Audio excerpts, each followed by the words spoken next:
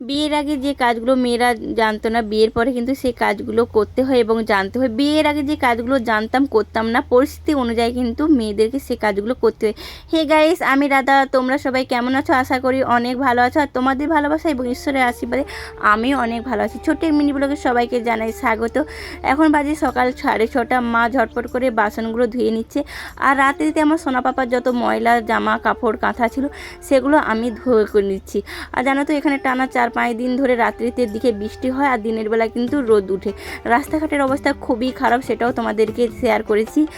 আর আমরা যেহেতু গ্রামে বাস করি, তাই আমাদেরকে কিন্তু পুকুরের জলটা বেশি ব্যবহার করতে হয়।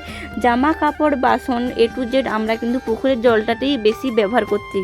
তোমরা এই ভিডিওটা কোথা থেকে দেখছো, শহর থেকে না গ্রাম থেকে দেখছো, সেটাও বলবে।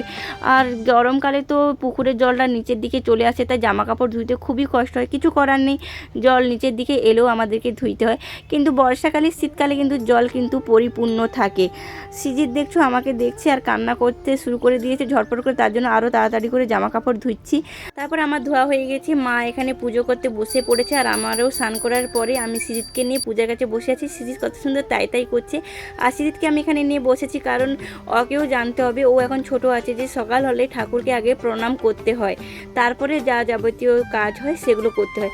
তারপরে মা ওকে করে নেওয়ার পরে আমি ওকে নিয়ে প্রণাম করে নিয়েছি। প্রণাম করে ওকে প্রদীপের শেখাটা ওর মাথায় দিয়ে দিয়েছি। তারপর জামা কাপড় ধুয়েছিলাম, সেগুলো ছাদে মিলতে এসে দেখি না বর্ষা ঝড়ের জন্য দড়িটা ছিঁড়ে গিয়েছে, তাই আমি সেটাকে করে দিয়েছি। আর ছাদের অবস্থা খুবই খারাপ, ডাল টাল পড়ে তো ভেঙে একাকার, ছাদ নোংরা অপরিষ্কার হয়ে আছে, তাই ঝটপট করে আমিও পরিষ্কার করিনি। আজকের ভিডিও এই পর্যন্ত। তোমরা সবাই